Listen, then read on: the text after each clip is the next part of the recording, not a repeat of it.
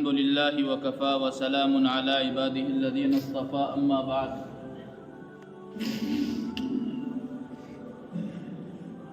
فأعوذ بالله من الشيطان الرجيم بسم الله الرحمن الرحيم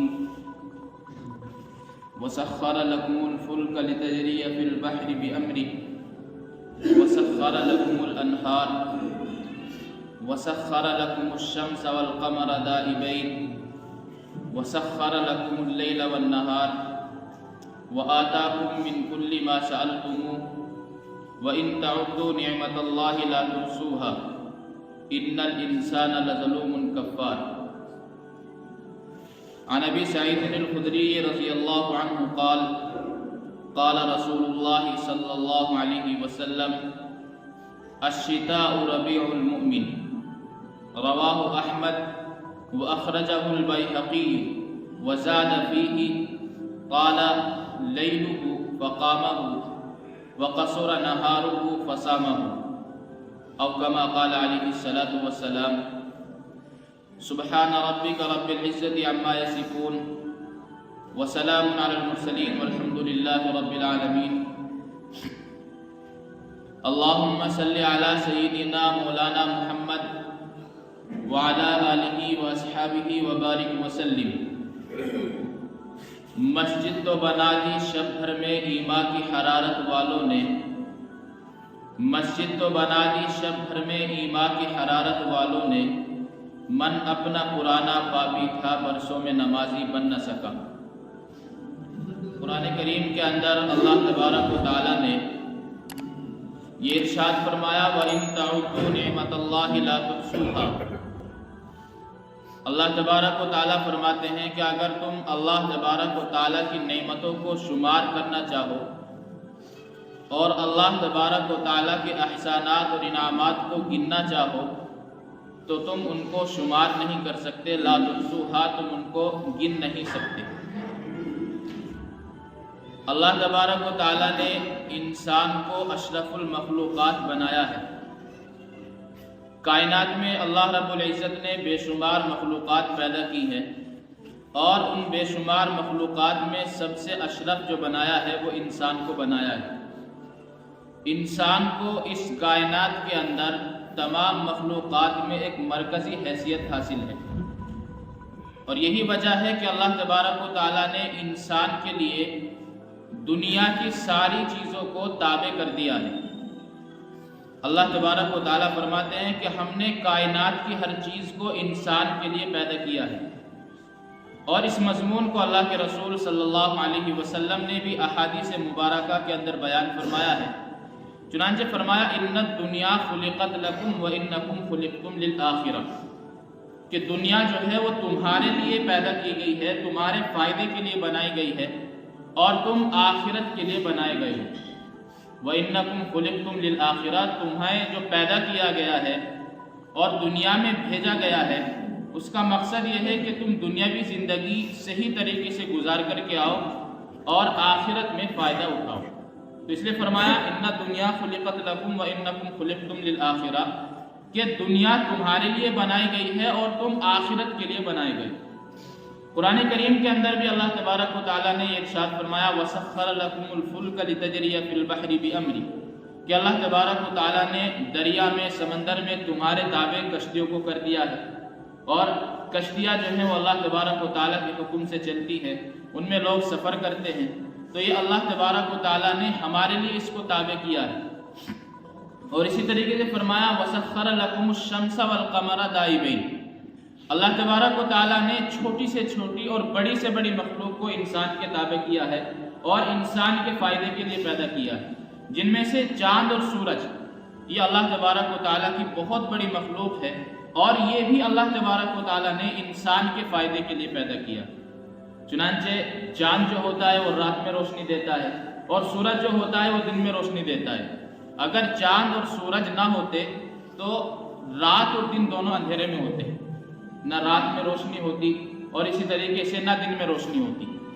اللہ تبارک و تعالیٰ فرماتے ہیں وَسَخَّرَ لَكُمُ الشَّمْسَ وَالْقَمَرَ، ہم نے تمہارے تابع کر دیا ہے چاند اور سورج کو. تابع کرنے کا مطلب یہ ہے کہ اللہ تبارک و تعالیٰ نے چاند اور سورج جیسی بڑی اور بھاری بھرکم مخلوق کو بھی انسان کے فائدے کے لیے پیدا کیا ہے۔ اور اسی طریقے سے اللہ تبارک و تعالیٰ فرماتے ہیں وَآتَاكُم مِّن كُلِّ مَا سَأَلْتُمُوهُ، ہر اس چیز کو اللہ تبارک و تعالیٰ نے انسان کے لیے پیدا کیا ہے اور انسان کے فائدے کے لیے بنایا ہے جو اس کو ضرورت پڑ سکتی تھی۔ جس چیز کی بھی انسان کو ضرورت ہو سکتی تھی، ہر اس ضرورت کو اللہ تبارک و تعالیٰ نے انسان کے لیے بنایا ہے، انسان کے لیے پیدا کیا ہے۔ گویا یہ کہیے کہ جتنی بھی انسان کی ضروریات ہو سکتی ہیں، ہر طرح کی ضرورت کو پورا کرنے کے لیے اللہ تبارک و تعالیٰ نے کوئی نہ کوئی چیز پیدا کی۔ اور یہ اللہ تبارک و تعالیٰ خود فرماتے ہیں وَآتَاكُم مِّن كُلِّ مَا سَأَلْتُمُوهُ، جو چیز تم مانگ سکتے ہو، جس چیز کی تمہیں ضرورت پڑ سکتی ہے، اللہ تبارک و تعالیٰ فرماتے ہیں کہ ہر چیز ہم نے تمہارے لیے بنا دی۔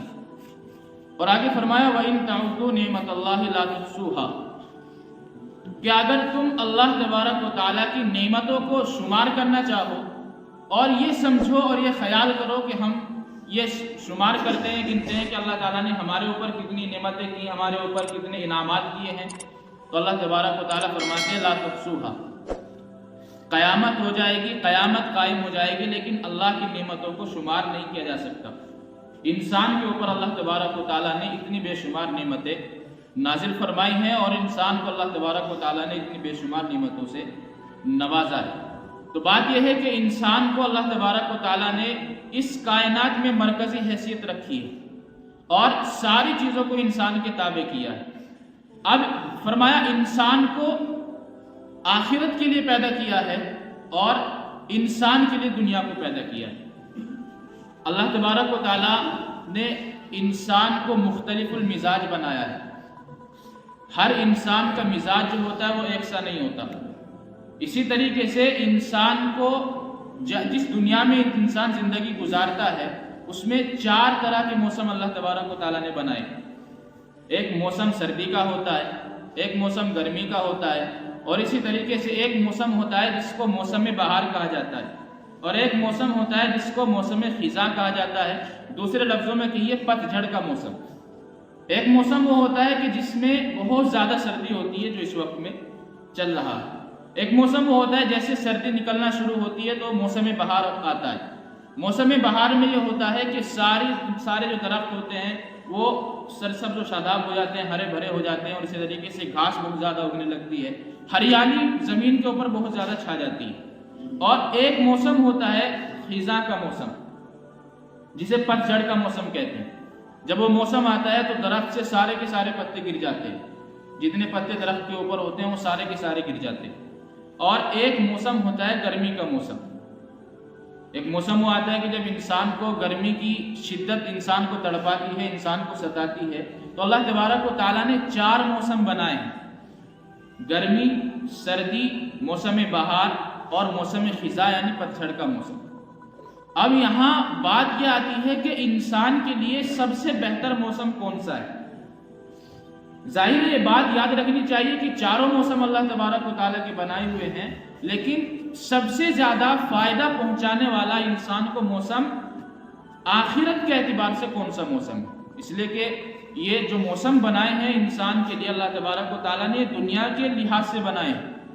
اس لیے کہ اگر آپ تصور کریں کہ اگر سارے دنوں کے اندر 24 کے 24 برابر مسلسل سردی کا موسم ہوتا تو جب بھی پریشانی ہوتی، اگر مسلسل گرمی کا موسم رہتا تب بھی پریشانی ہوتی، اگر موسم بہار ہی ہمیشہ رہتا تب بھی پریشانی ہوتی، اور اسی طریقے سے اگر پتجھڑ کا موسم ہمیشہ رہتا تو تب بھی پریشانی ہوتی۔ لیکن یہ اللہ تبارک و تعالیٰ نے دنیا کے نظام کو اپنے اعتبار سے چلایا ہے اور انسان کے فائدے کے لیے 4 موسم بنائے، لیکن یہ دنیا کے فائدے کے لیے ہے۔ ہمیں تلاش کرنا ہے کہ اللہ تبارک و تعالیٰ نے ہمارے لیے کس موسم کو آخرت کے اعتبار سے بہترین بنایا ہے۔ اس لیے کہ ان الدنیا خلقت لکم، دنیا تمہارے لیے پیدا کی گئی ہے، لیکن تمہارا جو مقصد پیدا کرنے کا ہے وَإِنَّكُمْ خُلِقْتُمْ لِلْآخِرَةِ۔ ہمیں یہ دین موسموں کو یہ دیکھنا ہے کہ ہمیں آخرت کے حساب سے، آخرت کے اعتبار سے کون سا مومن کے لیے کون سا موسم مومن کے لیے بہتر ہے۔ ایک حدیث آپ حضرات کے سامنے خطبے کے درمیان میں پڑھی تھی جو حضرت ابو سعید خدری رضی اللہ تعالیٰ عنہ سے روایت ہے۔ وہ فرماتے ہیں کہ رسول اللہ صلی اللہ علیہ وسلم نے یہ ارشاد فرمایا الشتاء ربیع المومن، کہ سردی کا جو موسم ہوتا ہے وہ مومن کے لیے، ایک ایمان والے کے لیے موسم بہار ہوتا ہے۔ موسم بہار کا مطلب یہ ہوتا ہے کہ اس میں ہر چیز پر ہریالی چھا جاتی ہے اور ہر چیز جو ہوتی ہے وہ اپنی خوبصورتی کے ساتھ سامنے آنے لگتی ہے۔ تو اللہ کے رسول صلی اللہ علیہ وسلم نے فرمایا کہ مومن کے لیے سب سے بہترین موسم ہے وہ سردی کا موسم ہے۔ اب سوال یہ پیدا ہوتا ہے کہ سردی کا موسم مومن کے لیے کیوں بہتر ہے؟ اس لیے کہ سردی میں تو بہت زیادہ پریشانی ہوتی ہے، کبھی بہت سارے کپڑے پہننے پڑتے ہیں، کہیں گرم بلیان پہنو، کہیں جرسی پہنو، کہیں چادر اوڑھو، کہیں موزے پہنو۔ سردی سے بچاؤ کے لیے اتنے سارے جگاڑ اور اتنے سارے انتظامات کرنے پڑتے ہیں جس میں پیسہ بھی خرچ ہوتا ہے۔ تو سوال یہ ہے کہ مومن کے لیے بہترین موسم کس وجہ سے ہو سکتا ہے؟ اسی کو فرمایا قاما طال لیلہ، اس لیے بہتر ہے کہ اس کی جو رات ہوتی ہے وہ لمبی ہوتی ہے، اور جب رات لمبی ہوتی ہے فقامہ، تو انسان اور ایک ایمان والا جو ہے اس کی راتوں میں قیام کرتا ہے۔ اور وقصر نہارہ، سردی کے جو دن ہوتے ہیں وہ مختصر اور چھوٹے ہوتے ہیں، فسامہ، لہذا مومن کے لیے بہتر یہ ہے، مومن کے لیے موسم بہار اس وجہ سے ہے کہ سردی کے موسم میں چونکہ دن چھوٹے ہوتے ہیں تو اس لیے مومن روزہ رکھتا ہے۔ اب دیکھیں جو انسان رات میں اللہ تبارک و تعالیٰ کے سامنے کھڑا ہوگا، رات میں تہجد کے لیے زیادہ نہیں کر سکتا تو 4 رکعت کم سے کم انسان اللہ تبارک و تعالیٰ کے سامنے سردی کی راتوں میں کھڑا ہوگا، تو یہ موسم بہار اس مناسبت سے ایمان والے کے لیے ہوگا۔ اور دن میں گرمی کا موسم ہوتا ہے، شدت بہت ہوتی ہے، پیاس بہت لگتی ہے، اور گرمی انسان کو بہت تڑپاتی ہے، پیاس کی شدت انسان کو بہت تڑپاتی ہے۔ انسان کے لیے گرمی میں روزہ رکھنا بہت مشکل عمل ہے، بہت پریشانیوں سے اس کو گزرنا پڑتا ہے، لیکن اللہ کے نبی صلی اللہ علیہ وسلم نے فرمایا کہ نفلی روزے کے لیے سب سے بہترین موسم اگر کوئی موسم ہے تو وہ سردی کا موسم ہے۔ کیوں؟ اس لیے کہ وقصر نہارہ، اس کے جو دن ہوتے ہیں وہ چھوٹے ہوتے ہیں، اور چھوٹے ہونے کے ساتھ ساتھ اس کے جو دن ہوتے ہیں وہ نرم ہوتے ہیں۔ پیاس کی شدت انسان کو نہیں تڑپائے گی، بھوک کی شدت بھی انسان کو نہیں تڑپائے گی، اس لیے فرمایا مومن کے لیے موسم بہار اس وجہ سے ہے وقصر نہارہ، اس کے دن چھوٹے ہوتے ہیں، اس میں پیاس کی شدت نہیں ہوتی، بھوک کی شدت نہیں ہوتی، اس لیے فرمایا فسامہ۔ اس لیے ایمان والے کو اس موسم کے اندر جو ہے وہ بہت سارے نفلی روزے رکھنے چاہیے، اس لیے کہ رمضان کا مہینہ ان قریب انشاءاللہ آنے والا ہے۔ رمضان کے مہینہ جو ہوتا ہے ایک مومن کے اوپر فرض ہے، جس طرح نماز فرض ہے اس طرح اللہ تبارک و تعالیٰ نے رمضان کے روزوں کو فرض کیا ہے۔ اور جب اللہ تبارک و تعالیٰ کے یہاں قیامت کے دن حساب ہوگا تو سب سے پہلے نماز کا حساب کیا جائے گا۔ جب نماز کا حساب کیا جائے گا تو فرائض میں اگر کمی ہوگی تو اس کے بعد یہ کہا جائے گا کہ فرشتوں سے کہ آپ یہ دیکھیں کیا اس کے پاس کچھ نفل نمازیں بھی ہیں یا نہیں۔ اگر انسان کے پاس نفل نمازیں ہوں گی تو اس کے فرضوں کی کمی کو اس کی نفل نمازوں کے ذریعے سے پورا کر دیا جائے گا۔ اسی طریقے سے جب رمضان اور فرض روزوں کا حساب اللہ تبارک و تعالیٰ فرمائیں گے اور اس کے فرض روزوں کے اندر کمی پائیں گے تو فرشتوں سے حکم ہوگا کہ آپ دیکھیں کہ کیا اس کے پاس نفلی روزے بھی ہیں یا نہیں۔ اگر اس کے پاس انسان کے پاس نفلی روزے ہوں گے تو حکم دے دیا جائے گا کہ اس کے فرض روزوں کی کمی کو اس کے نفل روزوں سے پوری کر دی جائے۔ اور اسی طریقے سے اور بھی جو عبادتیں اللہ تعالیٰ نے فرض کی ہیں ان کی جو کمی کو پورا کیا جائے گا وہ نفل عبادات کے ذریعے سے پورا کیا جائے گا۔ فرض نماز کی کمی کو نفل نماز کے ذریعے پورا کیا جائے گا، فرض روزوں کی کمی کو نفل روزوں کے ذریعے سے پورا کیا جائے گا، اور اسی طریقے سے زکوٰۃ جو واجب ہے فرض ہے اس کی کمی کو نفلی صدقات اور خیرات سے پورا کیا جائے گا۔ اس لیے انسان کے لیے سردی کا جو موسم ہے وہ سب سے بہترین موسم ہے، اس لیے کہ اللہ کے رسول صلی اللہ علیہ وسلم نے فرمایا ہے الشتاء ربیع المومن، کہ سردی کا جو موسم ہے وہ ایمان والے کے لیے موسم بہار کا موسم ہے۔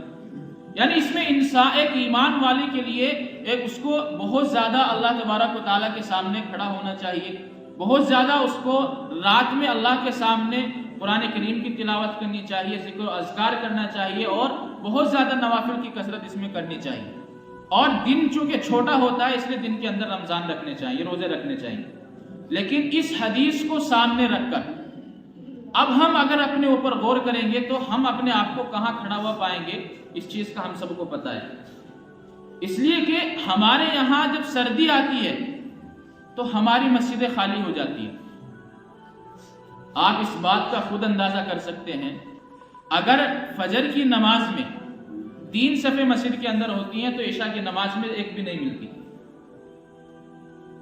ایک ایمان والا جس کے لیے سردی کا جو موسم ہے وہ موسم بہار کی طرح ہے، لیکن ہمارے ماحول کے لیے، ہمارے معاشرے کے لیے یہ سردی کا موسم پت جھڑ کی طرح ہے۔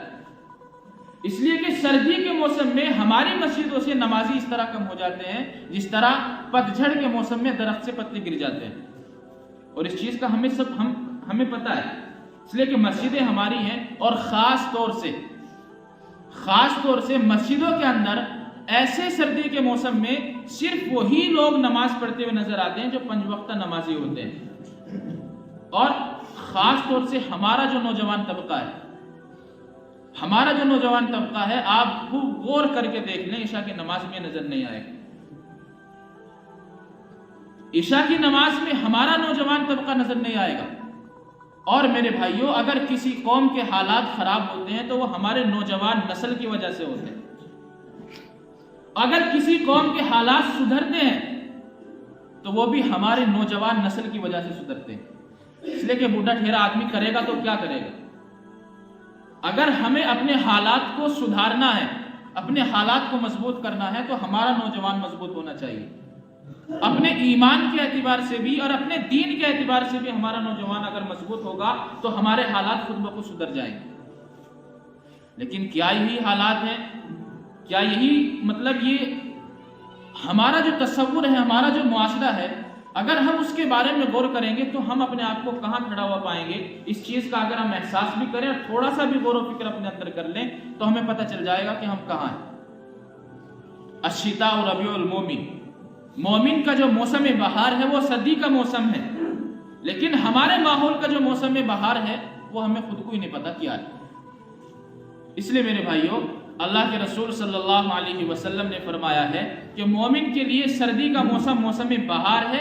موسم بہار اس وقت ہوگا جب ہم اس کو اپنے لیے موسم بہار بنائیں گے، نمازیں اس میں کثرت سے پڑھیں گے، اور اسی طریقے سے روزے اس میں کثرت سے رکھیں گے، اور اسی طریقے سے اور بہت سارے عبادات کو اس میں کثرت سے کریں گے، تب جا کر کے یہ ہمارے لیے موسم بہار بنے گا۔ دنیا کے اعتبار سے موسم بہار شروع ہوتا ہے سردی کے بعد، لیکن آخرت کے اعتبار سے اور ایک مومن کے لیے موسم بہار شروع ہوتا ہے، سردی شروع ہوتی ہے۔